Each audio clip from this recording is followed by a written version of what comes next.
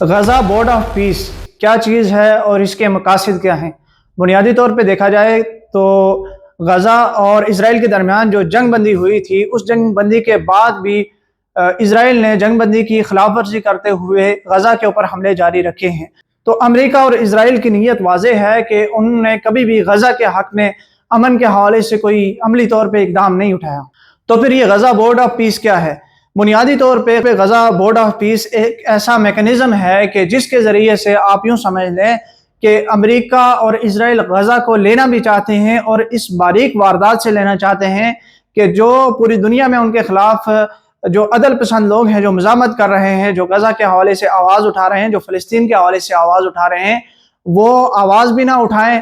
اور کسی طرح کی عسکری محنت بھی نہ کرنی پڑے اور غزہ بھی ان کے کنٹرول میں آ جائے۔ یہ جو غزہ بورڈ آف پیس ہے، اس کا جو چیئرمین ہے وہ ڈونلڈ ٹرمپ ہے، اور اس کے جو ممبر ہوں گے وہی ہوں گے جن کو ڈونلڈ ٹرمپ دعوت نامہ دے گا اور وہ دعوت کو قبول کریں گے۔ پھر ڈونلڈ ٹرمپ کو یہ اختیار ہے کہ وہ جس ممبر کو چاہے رکھ سکتا ہے، جس ممبر کو چاہے اس بورڈ آف پیس سے خارج کر سکتا ہے، اور اس کے بعد اگر کوئی آدمی بنیادی طور پہ 3 سال اس کے لیے ممبرشپ ہے، اگر کوئی 3 سال سے زائد یعنی پرماننٹ اس بورڈ آف پیس کا ممبر رہنا چاہتا ہے تو اس ملک کو، امریکہ کو $1 بلین دینا پڑیں گے۔ اب یہ بات بھی سمجھ لیں کہ یہ جو ممبر ہوں گے یہ صرف رائے دے سکتے ہیں، مکمل طور پہ جو فیصلے کا اختیار ہوگا وہ چیئرمین یعنی ڈونلڈ ٹرمپ کے پاس ہوگا۔ اب یہاں پہ ایک بات یہ بھی ہے کہ یہ جو غزہ بورڈ آف پیس ہے، اس کے چارٹر میں فلسطین کا نام ہی مینشن نہیں ہے، غزہ کا نام ہی مینشن نہیں ہے۔ یعنی آپ یوں کہہ سکتے ہیں کہ یہ UN سے ہٹ کے ایک ایسا ادارہ ہو گیا جو کسی بھی ملک کے داخلی معاملات کے اندر براہ راست انٹرفیئر کر سکتا ہے۔ اس کا بنیادی جو مقصد ہے وہ غزہ کے اوپر کنٹرول حاصل کرنا ہے، وہ اس طریقے سے کہ اس کا جو چارٹر ہے اس میں سب سے پہلے غزہ کے اندر ایک ٹیکنوکریٹ حکومت قائم کرنا اس کا مقصد ہے کہ غزہ کے اندر ایک ماہرین کی حکومت ہوگی، اور جو حماس ہے اس کو غیر مسلح کیا جائے گا، غیر سیاسی کیا جائے گا۔ یعنی غزہ کے اندر حماس جو ہے وہ ایگزسٹ نہیں کرے گی، یعنی حماس کو بالکل ہی ختم کر دیا جائے گا، اور جو غزہ کے جتنے بھی انتظامی معاملات ہوں گے وہ ایک ڈمی حکومت ہوگی جو امریکہ اور اسرائیل کے منظور نظر ہوگی، اسی کے تحت سارے معاملات کو چلایا جائے گا۔ پھر ایک ایگزیکٹو بورڈ بھی قائم کیا گیا جس کے اندر ٹونی بلیئر اور امریکی جو وزیر خارجہ ہیں وہ ہیں، اور اسی طرح ڈونلڈ ٹرمپ کا جو داماد ہے وہ بھی اس کے اندر شامل ہے۔ یعنی غزہ کے اندر جتنی بھی سرمایہ کاری ہونی ہے یا جتنی بھی سفارت کاری غزہ کے متعلق ہونی ہے اس کے وہ نگران ہوں گے۔ ان کی اجازت کے بغیر کوئی ملک براہ راست سرمایہ کاری یا اس طرح کے معاملات نہیں کر سکے گا۔ اور حماس کو غیر مسلح کرنے کے لیے اور غیر مسلح کرنے کے بعد جو غزہ کا کنٹرول سنبھالنے کے لیے انٹرنیشنل اسٹیبلائزیشن فورس قائم کی جائے گی، اور اس فورس کے اندر وہ تمام ممالک ہوں گے جو اس بورڈ آف پیس کے ممبر ہیں۔ اور پھر یہ جو ISF ہے یعنی انٹرنیشنل اسٹیبلائزیشن فورس، اس کو بھی لیڈ کرنے والا ایک امریکی جنرل ہوگا، اور یہ براہ راست غزہ کے جتنے بھی اندرونی امن و امان کے مسائل ہیں یا سیکیورٹی مسائل ہیں ان کی یہ ذمہ دار ہوگی۔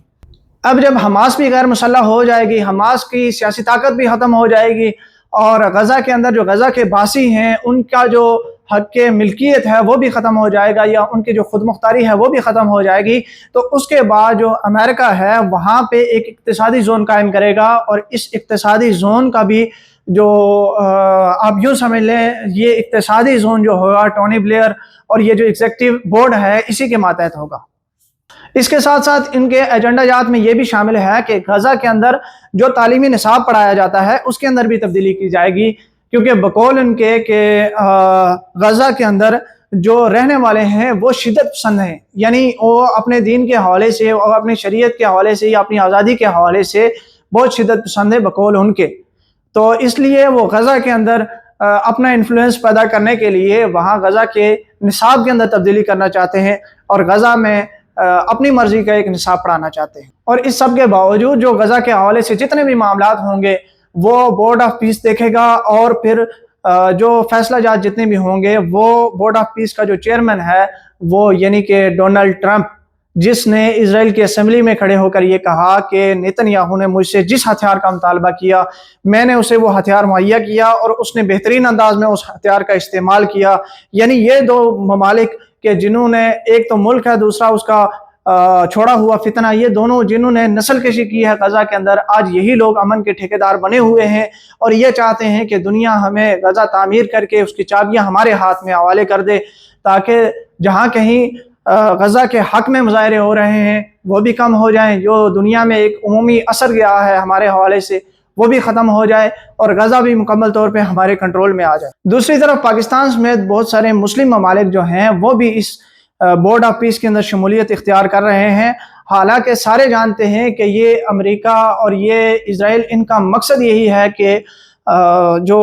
مزاحمتی تحریک ہے غزہ کی اس کو ختم کیا جائے، حماس کو غیر مسلح کیا جائے اور حماس کے اندر جو ٹیکنوکریٹ حکومت قائم کی جائے گی وہ ایک ڈمی حکومت ہوگی اور غزہ کا تمام کنٹرول جو ہوگا وہ ایگزیکٹو بورڈ کے تحت یا بورڈ آف پیس کے تحت براہ راست ڈونلڈ ٹرمپ کے ایک حکم کے ماتحت ہو کے رہ جائیں گے، اور جتنا بھی تعمیر نو کا کام ہونا ہے یا اقتصادی زون قائم ہونا ہے وہ اسی طور پہ قائم ہوگا کہ جب